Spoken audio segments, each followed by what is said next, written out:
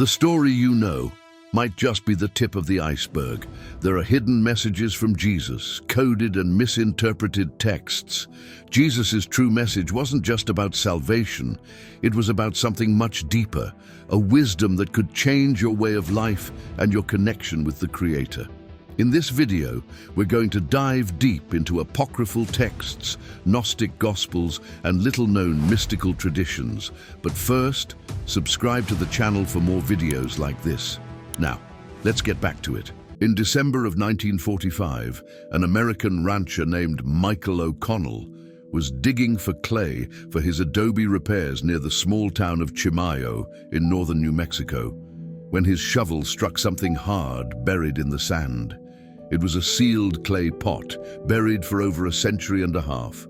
Inside it were 13 leather-bound codices containing 52 texts that the dominant church of the era had ordered to be destroyed. Among these manuscripts was a document that would forever change our understanding of the original teachings of Jesus of Nazareth, the Gospel of Thomas. If this kind of historical investigation interests you, you should subscribe to the channel. It helps this content continue to be produced. What Michael O'Connell discovered that afternoon wasn't just an archaeological find. It was physical evidence that a completely different form of Christianity existed from the one we know today. A Christianity that taught that the kingdom of heaven was not in some distant place, but inside every person. A Christianity that said every human being possesses a divine spark that, once discovered, eliminates the need for any intermediary between humanity and the sacred. The Gospel of Thomas, unlike the four Gospels we know, doesn't narrate the death and resurrection of Jesus. Instead, it records 114 direct sayings attributed to him.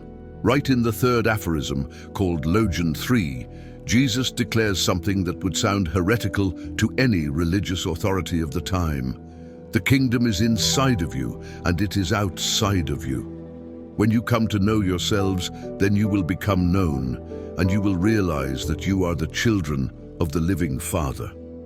This isn't the Jesus we learn about in church. This is a Jesus who speaks like an Eastern wisdom master, teaching self-knowledge instead of submission, inner discovery instead of external obedience.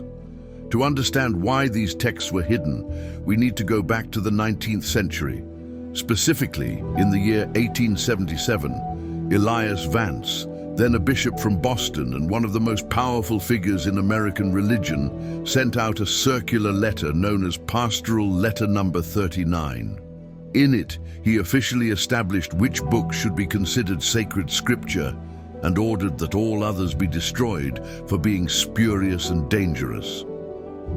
Documents found show that members of a small, reclusive spiritual community near Abiquiu, located about 6 miles from where Michael O'Connell would make his discovery nearly a century later, received this order. But some of them, realizing the value of those teachings, decided to disobey. Instead of burning the manuscripts, they placed them in clay pots and buried them in the desert, hoping that one day someone would find them. The question that naturally arises is, why were these teachings considered so dangerous? The answer lies in the very nature of the message. While the institutional church that was consolidating its power taught that salvation depended on the mediation of priests, sacraments, and institutions, the Gnostic texts claimed that each person could experience the divine directly. Preserved records from Reverend Wallace Wright, a prominent theologian from the early 1800s, show his concern with what he called false knowledge. In his work, Against False Teachings, he writes specifically against groups that claimed to possess secret knowledge passed down from the apostles themselves. For Wright, this idea was dangerous because it undermined the authority of the ecclesiastical hierarchy that was being built. It's interesting to note that Wright uses the Greek word gnosis, which means direct, experiential knowledge, as if it was something negative. But in the original text, gnosis represents exactly the kind of knowledge that Jesus seemed to be teaching, not information about God, but direct experience of the sacred. The historical context makes it all even more intriguing. Jesus lived in a time and region where different spiritual traditions met. First-century Palestine was at the crossroads of East and West. Caravans coming from India passed through, carrying not only silk and spices, but also ideas about meditation and self-knowledge. Documents found near the Great Salt Lake in Qumran reveal that a Jewish community called the Essenes existed, practicing a form of spirituality very similar to what we find in the Gnostic texts. They emphasized inner purity, direct knowledge of God, and the transformation of consciousness. Some scholars suggest that Jesus may have had contact with this community during the so-called lost years of his life, about which the canonical Gospels say nothing. Samuel Monroe, an early American historian writing in the 1st century, describes the Essenes as a group that despised pleasures as an evil and considered temperance and not yielding to passions as a virtue.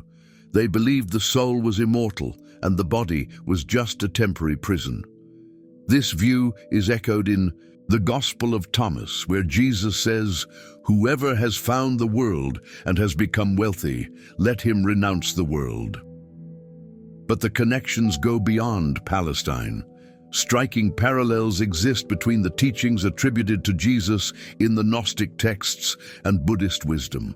In Logion 77 of the Gospel of Thomas, Jesus states, "I am the light that is over all things. I am all. From me all came forth, and to me all attained. Split a piece of wood. I am there. Lift up the stone, and you will find me there." This statement deeply echoes the Buddhist concept that Buddha nature is present in all things. It is almost identical to the Hindu teaching that Brahman, the ultimate reality, permeates all existence. Maybe you see these parallels differently.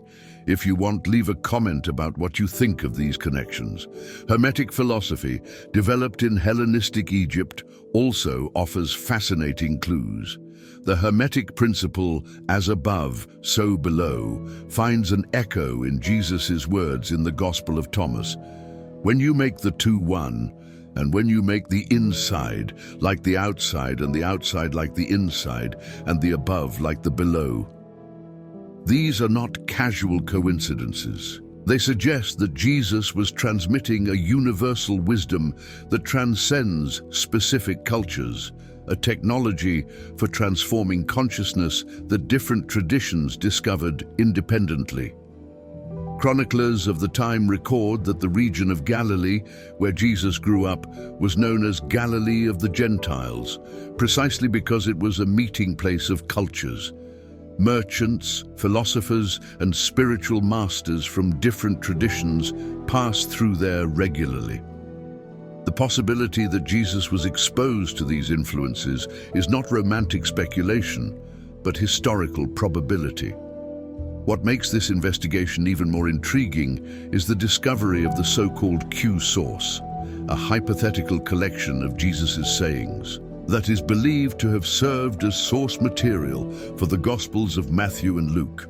Scholars like Professor David Chen suggest that the oldest layers of Q contained primarily wisdom teachings, very similar to those found in the Gospel of Thomas. This means that the historical Jesus may have been fundamentally a wisdom teacher whose message was later reframed in terms of death and resurrection to fit the theological needs of a developing church. The analysis of the Nag Hammadi manuscripts reveals another unsettling aspect. These texts were not copies of recent documents. They were translations of Greek originals, dating back to the 2nd century, some possibly contemporary with the canonical Gospels. In other words, during the first centuries of Christianity, completely different versions of Jesus' message were circulating with equal legitimacy. The suppression was not a historical accident. It was a deliberate political decision rooted in the alliance between the Church and the Roman Empire. When Emperor Constantine convened the Council of Nicaea in 325 AD, he wasn't just interested in theological issues. He needed a unified religion that could serve as the social glue to hold his empire together. A spirituality based on direct personal experience of the divine is, by nature, decentralized. It's impossible to control or standardize. Each person becomes their own spiritual authority. For an empire based on hierarchy and control, this was unacceptable. Roman administrative documents from the period show that the main concern was not with theological truth, but with political unity. A people who believe they can find God within themselves are much harder to govern than a people who believe they need the mediation of authorized institutions. If that also caught your attention, mention it in the comments. It's one of the most revealing aspects of this whole story. What emerges from these ancient documents is a portrait of Jesus as a revolutionary of consciousness, not someone who came to found a new religion, but someone who came to dissolve the need for organized religion by teaching that each person already possesses everything they need for the direct experience of the sacred. In the Gospel of Philip, another text found at Nag Hammadi, it is written, "Those who say that the Lord died first and then rose up are in error, for he rose up first and then died. If one does not first attain the resurrection, one will not die." This passage suggests that the resurrection is not a future historical event, but a transformation of consciousness that can happen during one's lifetime. The death mentioned is not physical, but the death of the deluded ego that sees itself as separate from the rest of existence. This interpretation finds an echo in the depth psychology of Carl Jung, who saw the Gnostics as the first psychologists of the West. For Jung, the process they described, the death of the superficial self and the birth of an expanded consciousness, is what he called individuation, the highest goal of human development. Preserved records show that Gnostic communities practice forms of meditation and contemplation aimed at this very transformation. They didn't wait for salvation in a future life, but worked to achieve what they called resurrection in this life. The Gospel of Truth, also found at Nag Hammadi, describes this experience. It is through knowledge that one will purify oneself from multiplicity into unity, consuming matter within oneself like a fire. We are not talking about primitive superstitions or mystical fantasies. We are talking about a precise technology of consciousness transformation that produced observable results in the lives of the people who practiced it. The evidence suggests that Jesus was not just a moral preacher or a social reformer. He was a master of an inner science that allowed human beings to transcend the limitations of ordinary consciousness and directly experience their divine nature. But this science was too dangerous to be left in the hands of the common people. A person who discovers their own divinity becomes ungovernable by any system based on fear, guilt, or external dependence. Therefore, the message had to be altered. The Jesus who taught the kingdom is within you was replaced by a Jesus who established an external church as the mandatory mediator between man and God. The master who said, "You are gods," was transformed into a unique and inimitable figure, placed on an unreachable pedestal. What we have before us is not just ancient history.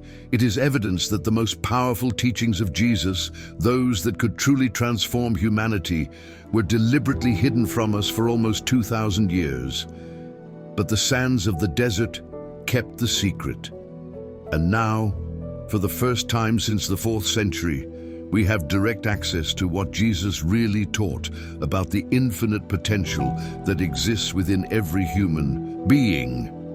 The Library of Alexandria burned several times throughout history, but the greatest destruction of ancient knowledge didn't happen by accident or war. It happened by decree. Between the years 354 and 368 AD, the Byzantine Emperor Julian, known to Christians as the Apostate, tried to restore the ancient cults and reopen philosophical schools that had been closed. When he died in a battle in Persia at the age of 32, he took with him the last chance to officially preserve the spiritual diversity of the ancient world. His successor, Jovian, immediately resumed the policies of forced Christianization. What didn't? Bern in Alexandria was buried in the desert or hidden in remote monasteries. The Nag Hammadi manuscripts are just a small sample of what survived. But even these fragments reveal something that the ecclesiastical authorities of the time considered more dangerous than any army: the idea that human beings do not need external salvation because they already possess in their essence everything they seek. This was not just a theological disagreement, it was a direct threat to the model of civilization being built. To understand the magnitude of this suppression, we need to examine not only what was hidden, but why it was hidden, and what that reveals about the real nature of the original teachings.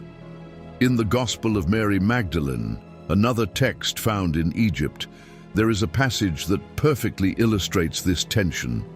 When Mary shares a vision she received from Jesus after his departure, Peter reacts with indignation. Did he really speak with a woman in private, without our knowledge? Are we to turn about and all listen to her? Did he prefer her to us? Levi's response is revealing. Peter, you have always been hot-tempered. Now I see you contending against the woman like the adversaries. But if the Savior made her worthy, who are you indeed to reject her? Surely the Savior knows her very well. That is why he loved her more than us. This passage suggests that in the very first years after Jesus' death, there were fundamental disputes about who had the authority to interpret his teachings. More importantly, it shows that women held spiritual leadership roles in the early communities, a fact that was systematically erased from the official history. Documents found reveal that Gnostic communities practiced a form of spiritual equality that was revolutionary for the time. Men and women shared equally in the rituals and teachings.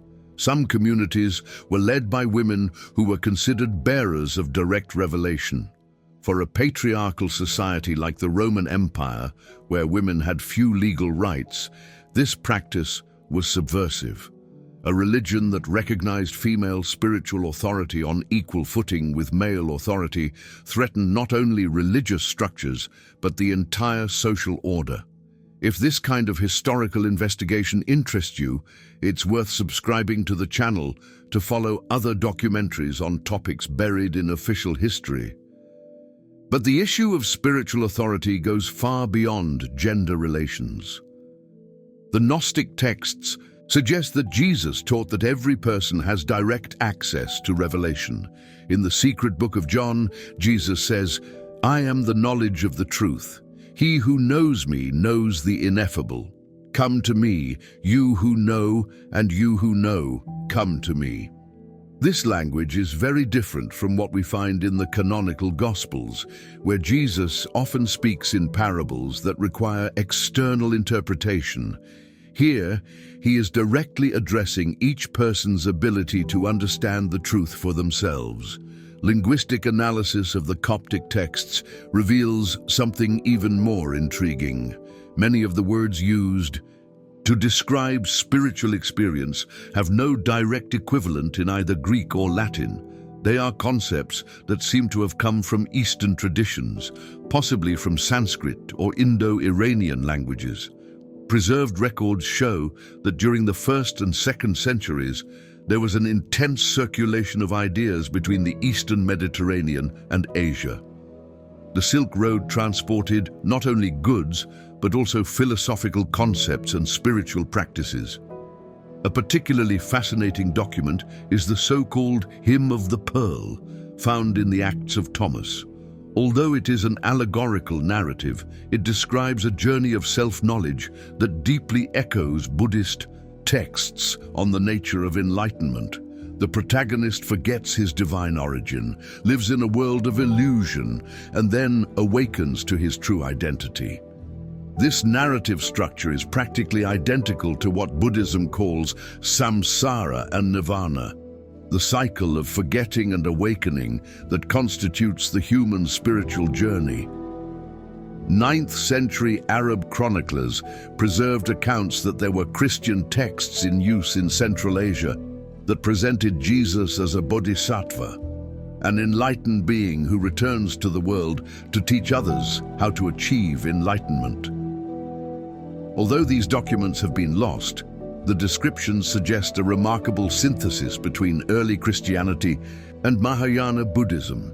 It's interesting to note that this synthesis does not seem forced or artificial. It suggests that there may have been a common substrate of spiritual experiences and insights that different cultures expressed using their own languages and symbols. The Roman historian Tacitus, writing in the early 2nd century, mentions that Christians practiced nocturnal rites that involved mystical communion and were suspected of Oriental magic. Although Tacitus was clearly hostile to Christianity, his description suggests that early Christian practices included elements that would later be classified as esoteric. These practices may have included forms of meditation, visualization, and work with altered states of consciousness. The Gospel of Philip refers to a sacrament of the bridal chamber, which seems to have been a ritual of mystical union between the human soul and its divine nature. Perhaps you've noticed this before, but there is a fundamental difference between the miracles described in the canonical Gospels and the works mentioned in the Gnostic texts. In the former, Jesus performs supernatural feats that demonstrate his unique divine power. In the latter, he teaches techniques that anyone can learn to access latent capacities of consciousness. In the Gospel of Thomas, when the disciples ask about fasting, prayer, and almsgiving, Jesus replies, "Do not tell lies, and do not do what you hate, for all things are disclosed before heaven. For there is nothing hidden that will not be revealed, and there is nothing covered that will remain without being disclosed." This response suggests that external spiritual practices are less important than radical honesty with oneself. It's a much more psychological approach than a ritualistic one.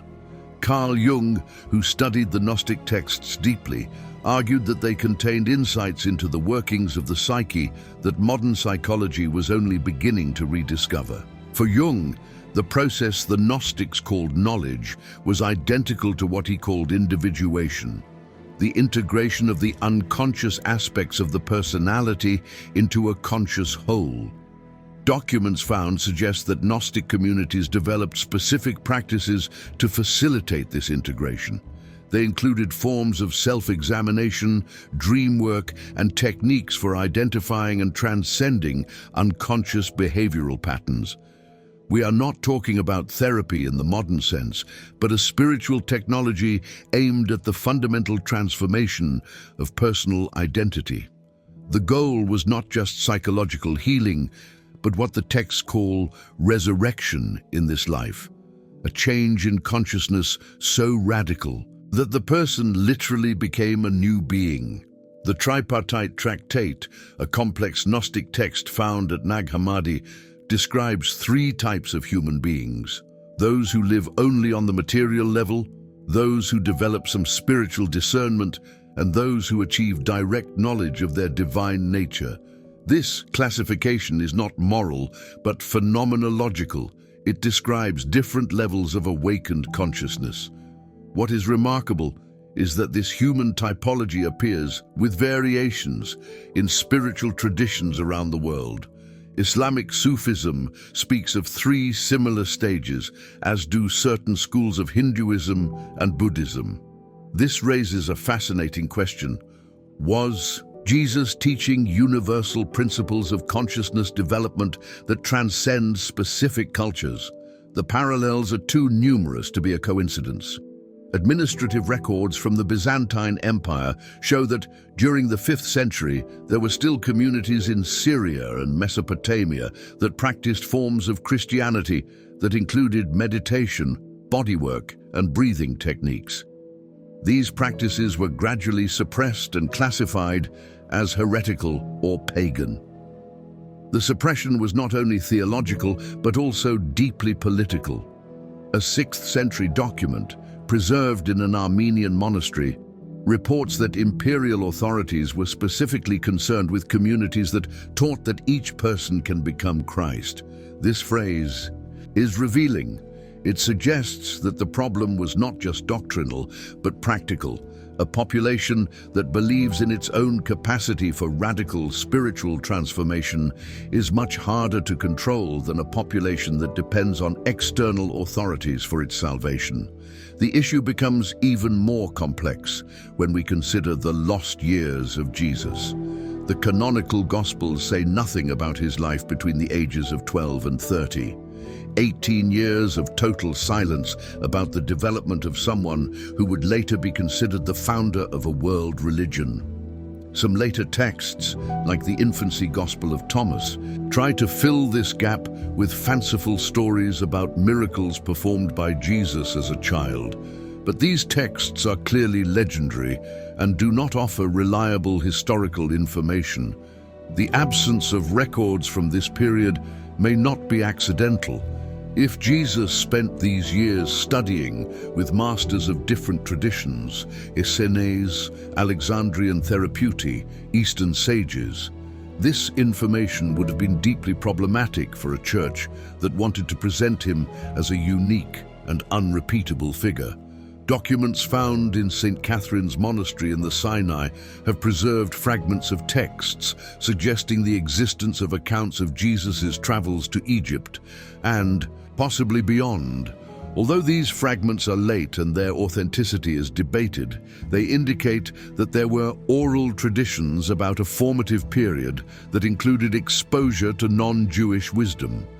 If you've thought about this before, comment on what you think about these historical possibilities.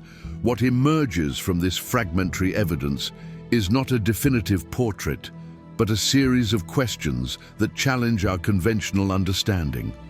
Why were the most transformative teachings attributed to Jesus systematically removed from official Christianity? Why were practices that seemed central to the early communities classified as heresies? Why did the emphasis shift from direct personal experience to institutional mediation?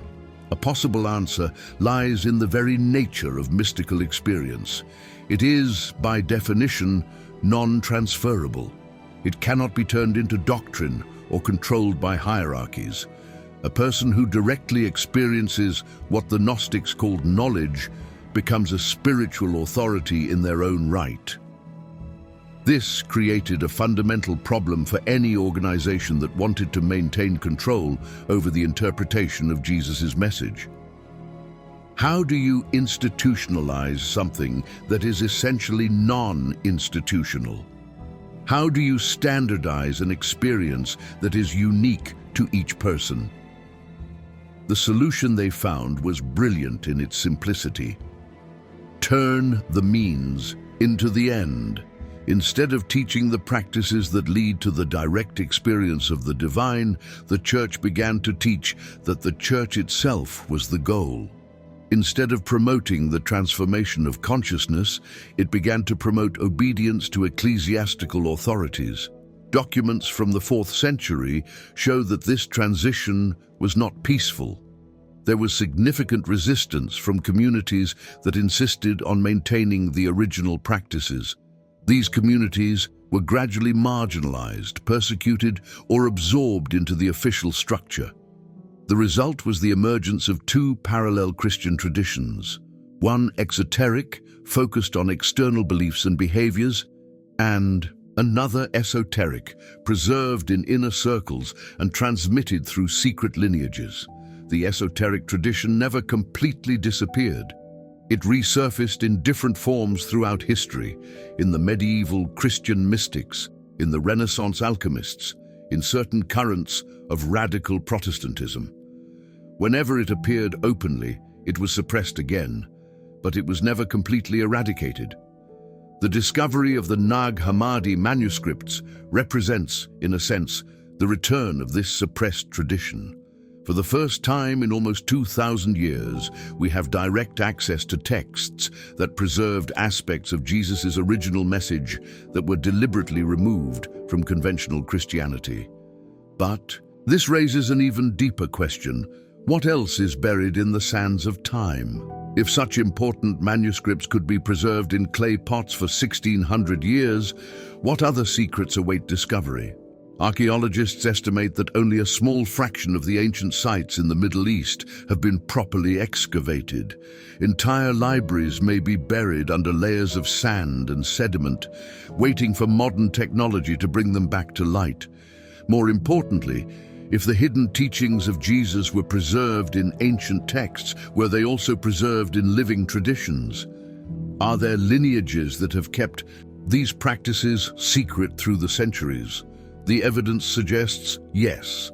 Elements of early Christian Gnosticism can be found in seemingly disparate traditions, in Islamic mysticism, in Kabbalistic Judaism, in certain schools of Hinduism and Buddhism. It is as if the same fundamental wisdom found expression in different cultures and languages. What does this mean for our understanding not only of Christianity, but of the very nature of human spirituality? Perhaps Jesus was not the founder of a specific religion, but a bearer of universal knowledge about the potential of human consciousness. Perhaps the real heresy was not denying the divinity of Jesus, but denying the potential divinity of every human being. Perhaps the greatest secret is not about who Jesus was, but about who we can become. The sands kept the secret for almost 2 millennia. Now it's up to us to decide what to do with it.